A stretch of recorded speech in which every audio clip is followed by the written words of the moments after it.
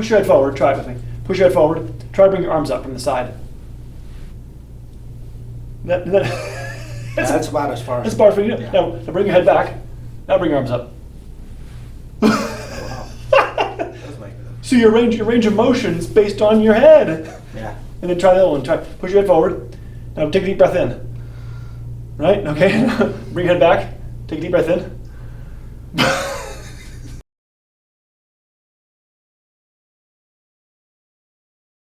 I don't really have like a one condition.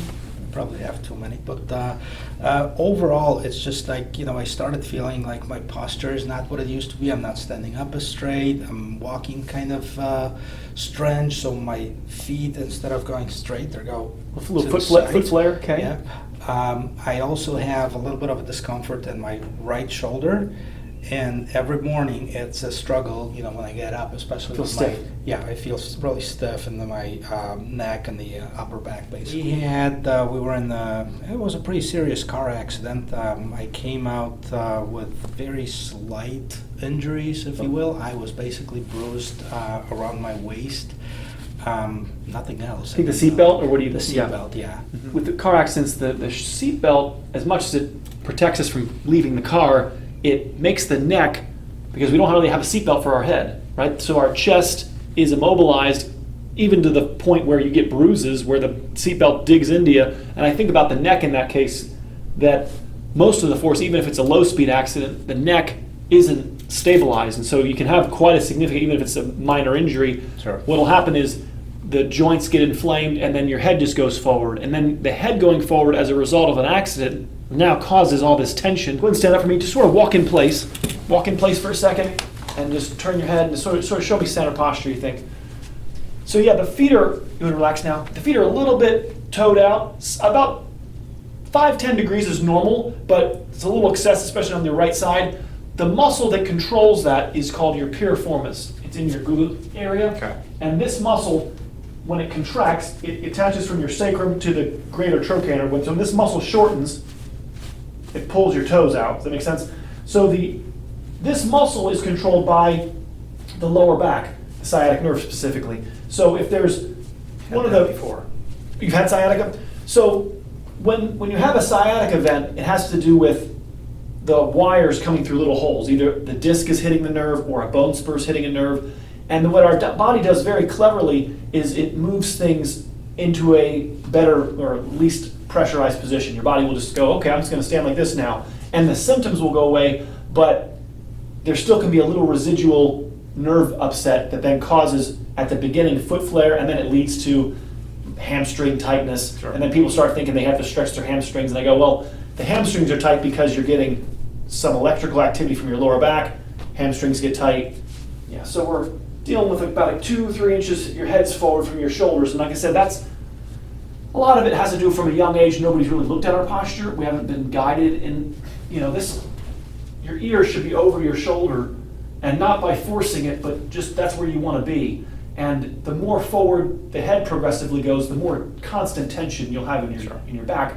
In order to change it, a couple pieces, we have to make sure all the parts of your back are working, and then we have to what we call mirror image stretching, which is take you to the opposite level.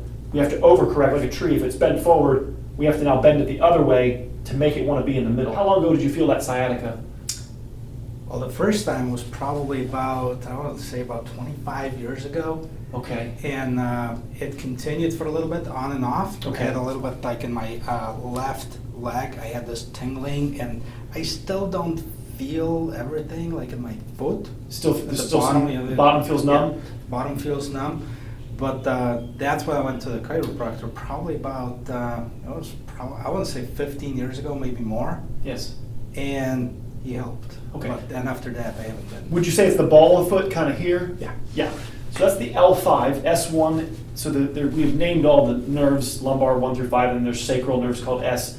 The pinky toe, the side of the foot, is the sacral number 1. L5 is the second most commonly hit nerve. So we're hitting the nerve either in the spinal cord or in these little holes on the side. And so we're going to check that in a minute. When I'm working on you, we're doing this stretching back. We're going to have you actually put your hands on your thighs, and we're going to try to push and see if we can open that up. How long have you noticed that numbness in the foot?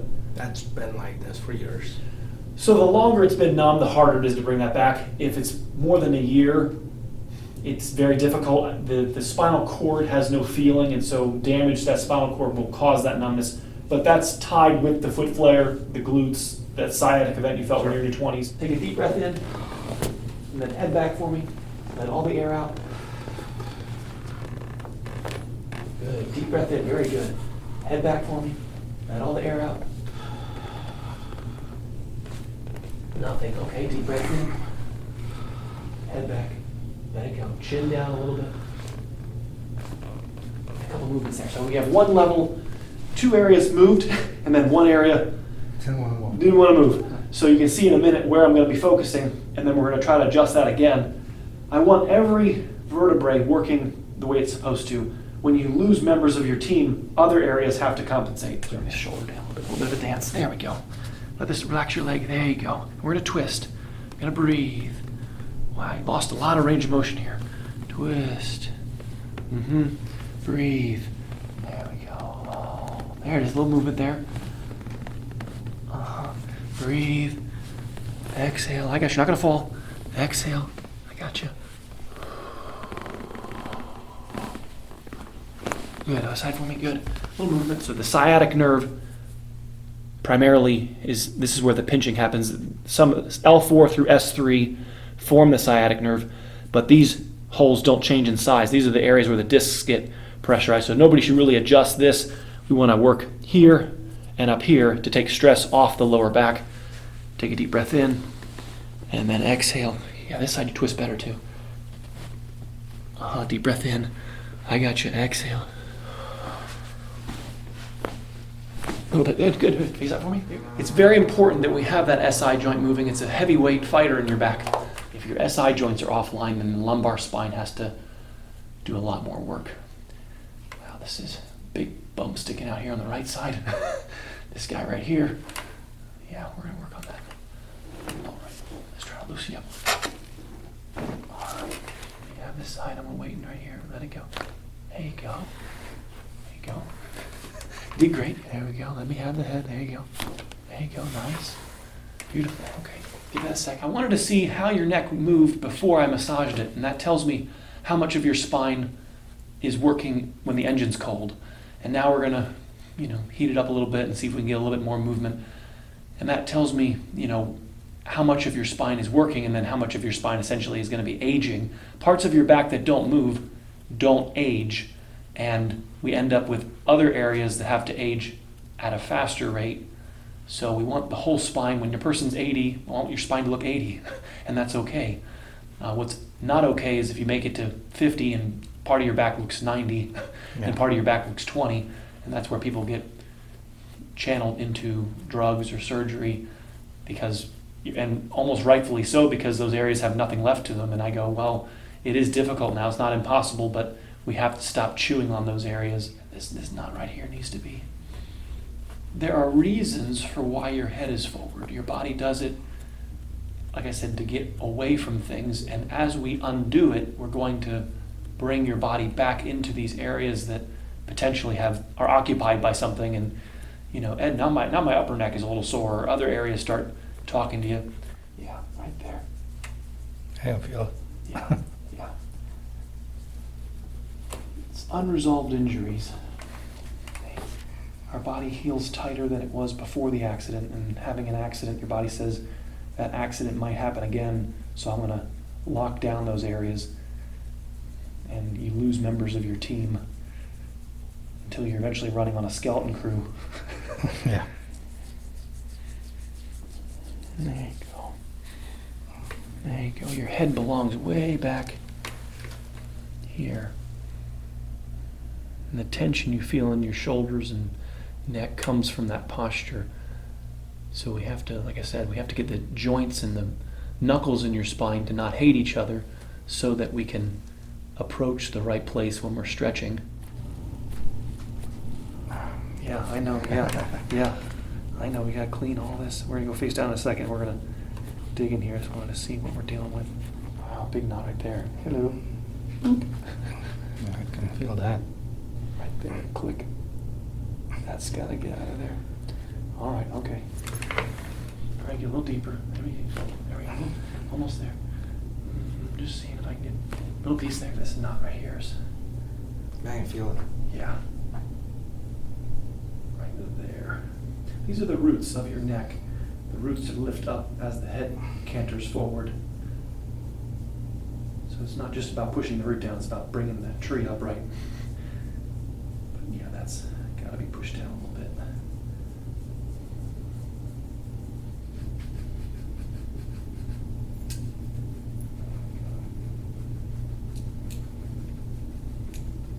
Yeah, right there comes out.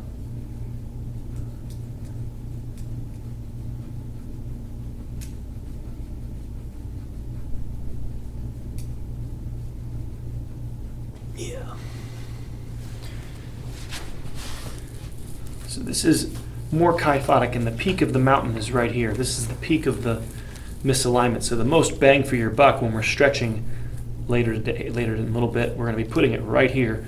We want to be flattening out this excessive curve in your chest, and that'll bring more curve to your lower back. Part of why the lower back was in distress in your 20s was from the age of 10 to 20.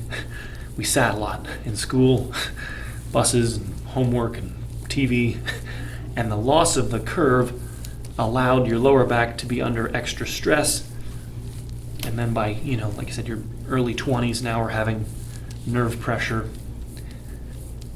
The middle back mechanically getting stiff is another piece of it. So when we're bending, this part of your back doesn't bend, and then we're folding too much in the lower back. Think of it like a piece of paper that you fold back and forth too many times and it starts to be able to be torn there. The solution is to create a new fold where it's not injured.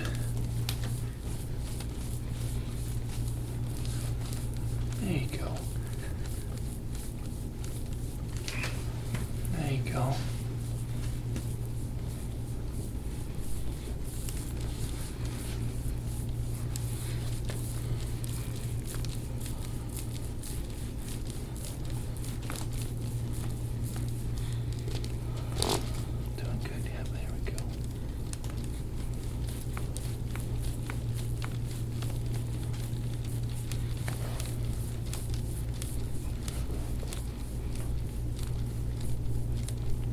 Right here. This is the most responsible. Wow, that's a nice knot you got there. Yeah. Has anybody shown you this? Have anybody shown you these? Did you know these were here a little bit? Not really. Not really. We're so pressed up against the lower back that we miss sight that the middle back not functioning is the cause.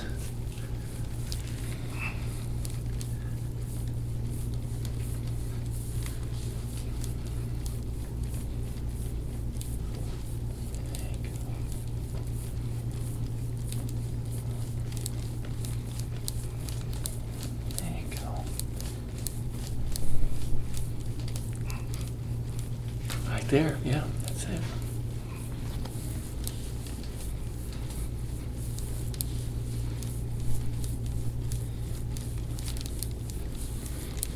Can't reshape hard clay.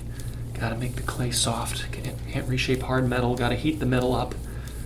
Like a bolt on a car, you gotta heat it up sometimes, then freeze it and put some penetrating oil on it. And that's how you can get these bolts to turn. The knuckles in your back are just like that. They're like bolts. And if they're not turning, then other bolts have to be doing extra work. Yeah, they haven't been turned in a while. Ha! Those bolts are not turning. If an area doesn't move, there's no mechanical awareness of the area, so your body doesn't even know it exists until, and it'll lead to the statement, Ed, I didn't know that was there until you touched it, because mechanically we don't know it exists. And you actually feel better. As your back gets stiffer, you feel better because now there's less things talking to your brain until you're down to 5 vertebrae doing everything, and then you injure one of those remaining 5 guys.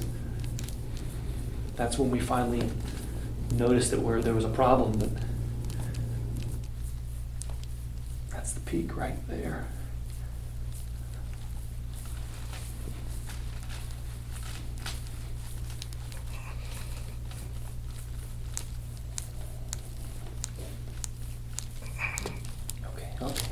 Okay. ride the wave. Back off a little bit and breathe.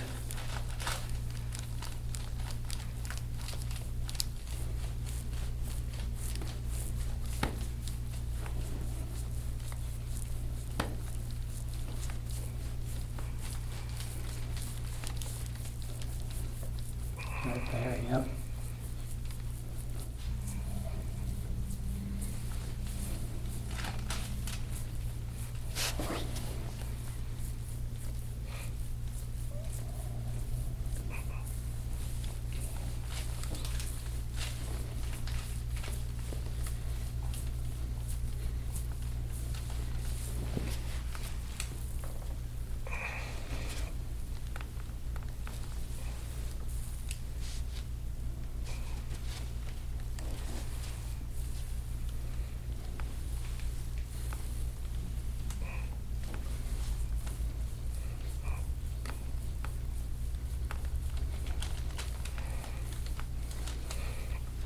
Happens is all these joints get so swollen in here that it actually shifts your scapula, rotating it forward. There's no room back here for your scapula to retract. So creating space back here, compressing these joints, getting the bruising out of here will give room for your body to actually hold yourself in the right position. And we're going to slowly compress these while stretching in a minute. Right there. Okay, all right. Yeah, Oh, what'd you find there, I Ed? felt that one. All right, just hold it. Mm-hmm.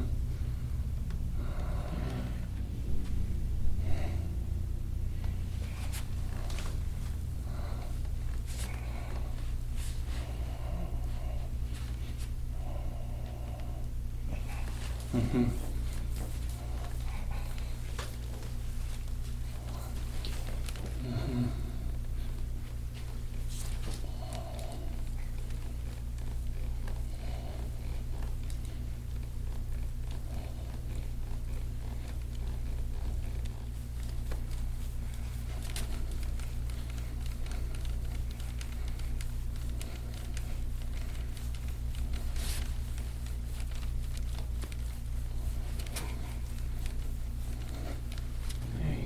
This knot right there is the peak.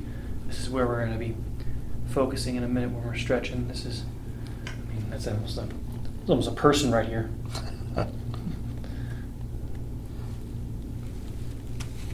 Right? And nobody's ever shown you that No. child that lives right here. You start pulling that out of there. What is the purpose of it? Blood flow. So the areas that are so tight, they don't get good circulation because that tightness chokes the tissue, and that allows a lot of cellular exhaust called lactic acid to build up in the tissue. And that's what makes it tender when I rub the area. The acidity that's in the tissue is now being released into your blood. Your body processes it and you pee it out. And so in order to make your spine supple, I can't have any of these knots here. Right? In order to stretch you, to change your posture, which is what brings you in here, I have to make your back supple, and then combing speeds up the process to bring oxygen in the tissue to actually get the muscles to relax. You need oxygen to contract a muscle, you also need oxygen to relax a muscle. So when an area is in a trigger point or a spasm, that's part of what they do in trigger point therapy, is you're trying to work on the sensors, the Golgi tendons, and also to drive blood into the area to get the muscle to release. Now, ultimately, sometimes muscles are tight because of two reasons: guarding or posture.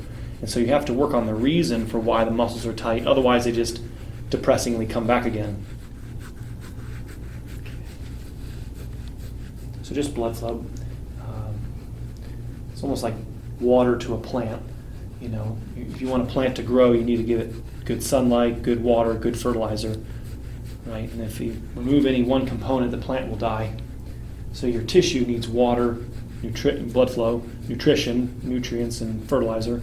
And then it also needs nerve flow, which is the sunlight. And so when you give all three components to the tissue, it all regenerates and repairs and heals. When the blood flow is cut off, then that stagnation causes disease, causes things to fall apart, atrophy, weakness, nerve pressure. The sciatic nerve, many times, not every time, but something like, I've read different research, 70-80% of the time actually goes through the muscle belly of the piriformis. It innervates the piriformis, and then so as the piriformis tightens, it actually creates a positive feedback loop where the nerve gets more irritated, the piriformis gets more tight, which irritates the sciatic nerve more, which then tightens the piriformis more.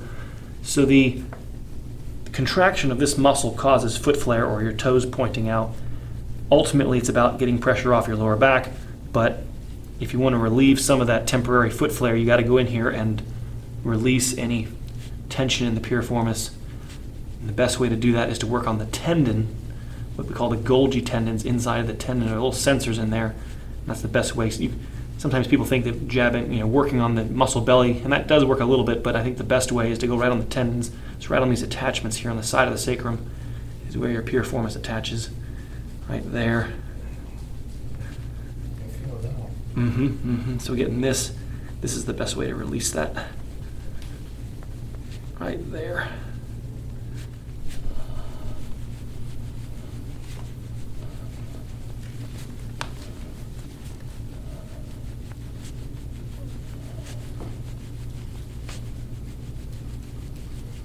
That's the attachment on the back of the greater trochanter right here. Right there.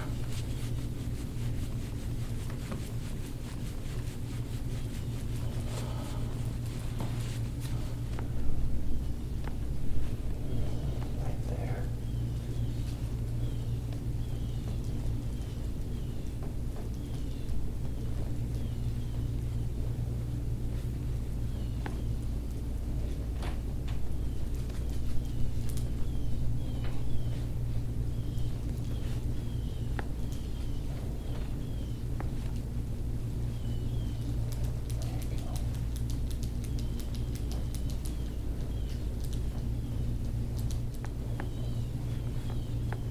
there's a nice knot. Yeah. Feel that. Right there.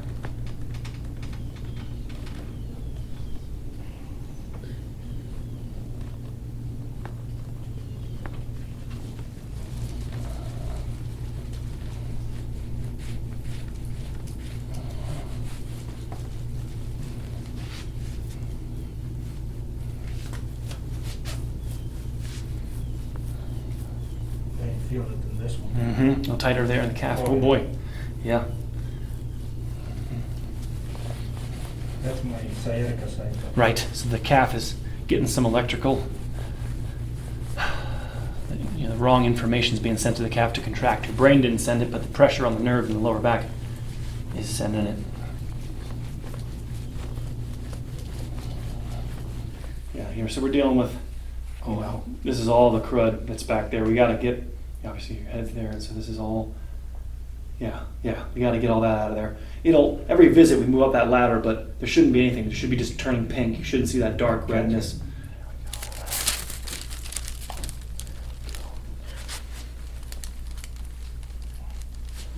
There we go. Breathe. Just compressing these joints. There we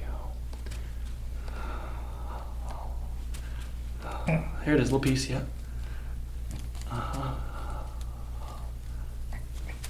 Good, okay. I know it's tough. You're doing great. Shake your feet here a little bit.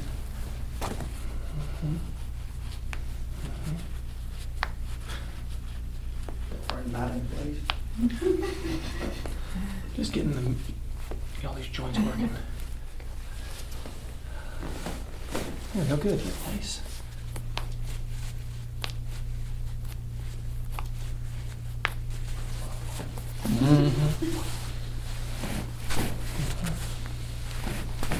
Okay, good. Okay. I got you. There we go. Let it go. Nice. Just trying to open up the knee a little bit, get some blood. There you go. All right. Tilt your head left of me a little bit. There we go. Yeah. Okay. Tilt your head to the left a little bit for me. There we go. Okay, good. It's okay. What'd that feel like? Like my dad, 25 years ago. Oh no! My dad was a chiropractor. I never even knew it. Yeah, right. Oh my! All right, tilt your head to the right a little bit. There we go. Tilt. All right, up top. Okay. It's okay.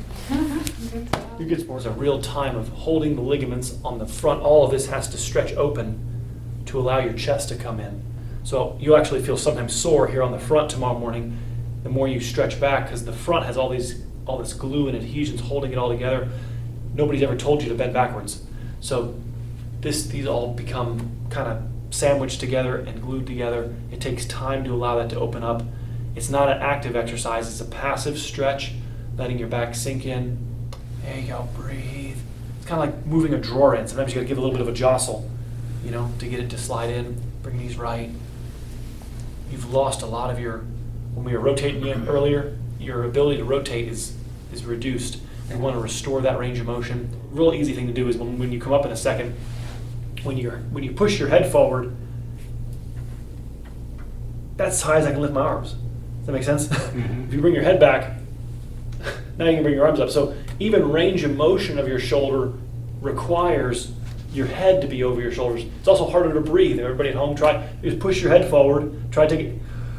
It's only so far you can inflate your lungs. And so if you bring your head back, it's a lot easier to breathe. And so COPD and difficulty breathing as people age, it has to do with posture. People don't connect the dots that my head being forward causes difficulty breathing, causes me not be able to move my shoulders and range of motion, let alone the headaches and tension and numbness and thyroid issues, heart issues. All of those are all tied together with the head-shoulder alignment. And so it essentially leads me to the conclusion that your spinal health is your health.